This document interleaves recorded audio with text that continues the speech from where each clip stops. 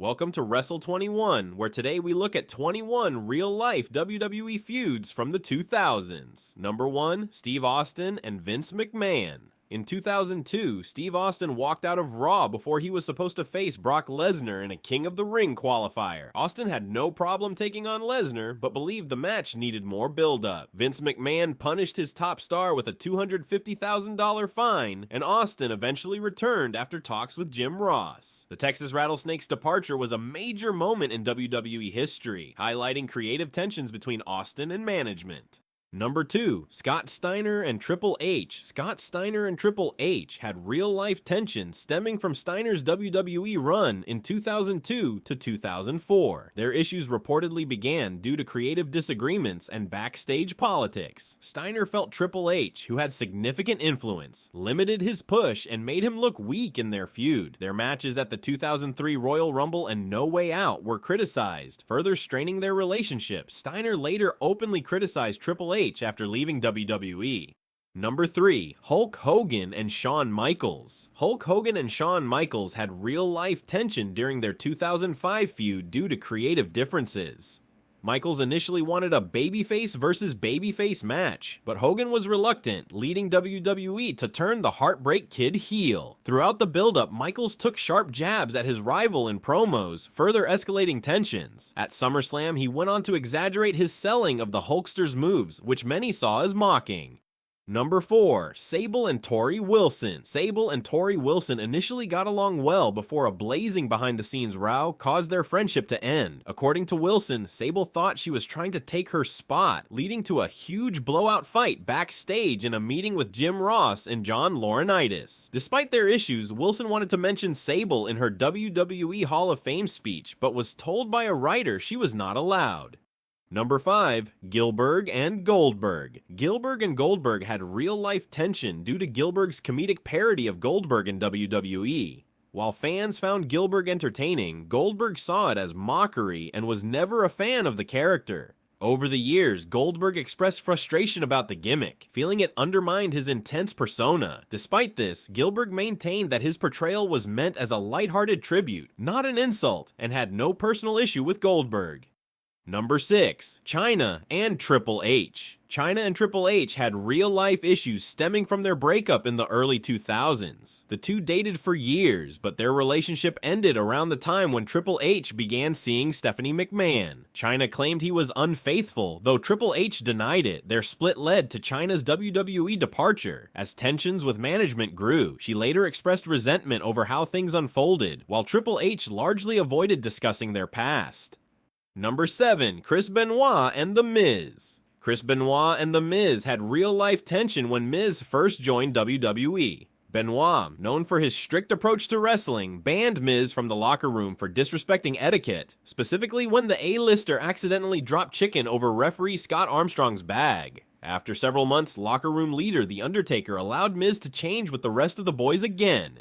Number 8, Chris Jericho and Goldberg. Chris Jericho and Goldberg's feud began in WCW, where Goldberg allegedly refused to work with Jericho. Their animosity continued into WWE, with both men getting into a real fight in the locker room shortly after Goldberg joined the company in 2003. According to Tough Enough winner Maven, Jericho won the backstage brawl, ending the myth that Goldberg was a legitimate tough guy. Goldberg and Jericho later made amends and became friends in real life. Number 9, Mick Foley and Ric Flair. Mick Foley and Ric Flair's rivalry centered around differing views on wrestling style and legacy. Flair, a traditionalist, criticized Foley's hardcore approach, writing in his book, To Be the Man, that the popular star was a glorified stuntman. Foley took exception to Flair's comments and refused to shake his hand backstage, prompting the Nature Boy to punch Foley. The two patched things up eventually and turned the legitimate issue into a storyline. Number 10, Bob Holly and Matt Cappotelli. Bob Holly was known for his no-nonsense, tough-love approach to training. In a Tough Enough practice match, the veteran kicked contestant Matt Cappotelli in the ribs, punched him several times in the back of the neck, and busted him open with a series of kicks to the face. Holly later claimed he wanted to show Cappotelli that wrestling is not an easy game. However, many felt the former hardcore champion went too far. Number 11, Mark Jindrak and Triple H. In 2003, Vince McMahon considered Mark Jindrak as a possible replacement for the injured Batista in Evolution. Triple H wanted Jindrak to ride with himself, Randy Orton, and Ric Flair to see if the quartet gelled together. However, the idea backfired spectacularly, as Triple H felt Jindrak was too immature to be part of the faction. In the end, the game convinced McMahon to wait for Batista to return, and Jindrak never joined the group. Number 12, Daniel Puder and Kurt Angle. Daniel Puder and Kurt Angle's feud originated from a confrontation during the 2004 Tough Enough competition. Puder, an MMA fighter, attempted to shoot on Angle during a challenge, leading to a real-life confrontation in the ring. Angle, still recovering from neck surgery, was furious with Puder's aggressive approach, and the incident led to animosity between them. WWE used the situation to build a storyline, but their backstage relationship remained strained due to the incident. Number 13, The Godfather and Stevie Richards. In 2000, The Godfather was repackaged as The Good Father and became part of the villainous Right to Censor faction with Stevie Richards. Godfather has repeatedly said in interviews that he hated the Good Father character, and he took his frustrations out on Richards backstage. He even admitted to bullying Richards at times, and publicly apologized years later for the way he treated the Right to Censor leader. Number 14, Edge and Matt Hardy. Edge and Matt Hardy's feud began after Hardy discovered Edge was having an affair with his girlfriend Lita. The real-life betrayal became a storyline in WWE, leading to a bitter on-screen rivalry. Hardy was released by WWE, fueling the tension further. Though they eventually buried the hatchet, their feud was intense both inside and outside the ring, with Hardy later returning to WWE after his personal issues were resolved. Number 15, John Cena and The Rock. John Cena and The Rock's real-life rivalry started when Rock criticized Cena's goody two-shoes persona and the direction of WWE. Cena fired back, claiming Rock had abandoned WWE for Hollywood. Their animosity culminated in a high-profile feud leading to matches at WrestleMania 28 and 29. Despite their heated exchanges, the two later became friends. Number 16, Maven and Triple H. Maven and Triple H's beef stemmed from Maven's unique entry into the wrestling business. Most wrestlers work on independent shows for several years before receiving an opportunity in the big time. Maven, on the other hand, almost immediately became a WWE main roster star after winning the 2001 Tough Enough reality show. On his popular YouTube channel, Maven has spoken about Triple H, always viewing him as a reality show contestant rather than a fellow wrestler.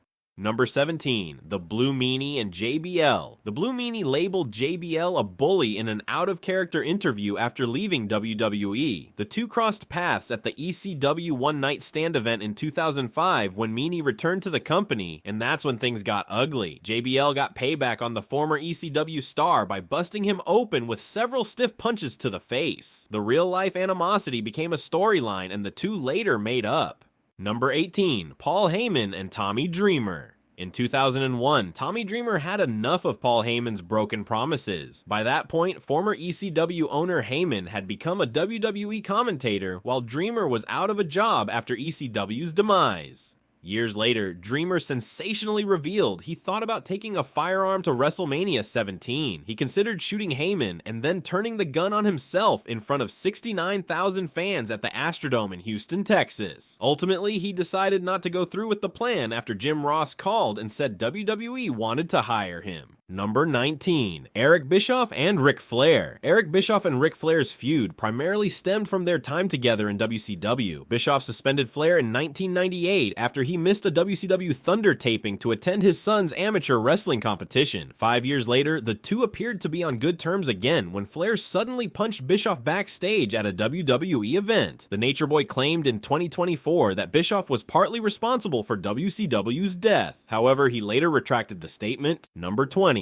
Batista and Booker T. In 2006, Batista and Booker T got into a real-life altercation while filming a WWE commercial before SummerSlam. The fight reportedly stemmed from Batista's frustration with Booker T's involvement in a Wrestlers Court Summit, where Melina cried after being accused of having a romance with Batista while in a relationship with John Morrison. After years of tension, Booker T later revealed he reconciled with Batista and is proud of his success in Hollywood. Number 21, The Big Show and The Great Khali. In 2009, The Big Show and the Great Khali got into a brawl of gigantic proportions. Big Show allegedly took exception to Khali using one of his moves during a 6-man tag team match in Puerto Rico. When they returned to the back, Show lost his cool and confronted Khali. The towering superstars punched each other in the face before William Regal and several others stepped in to break things up.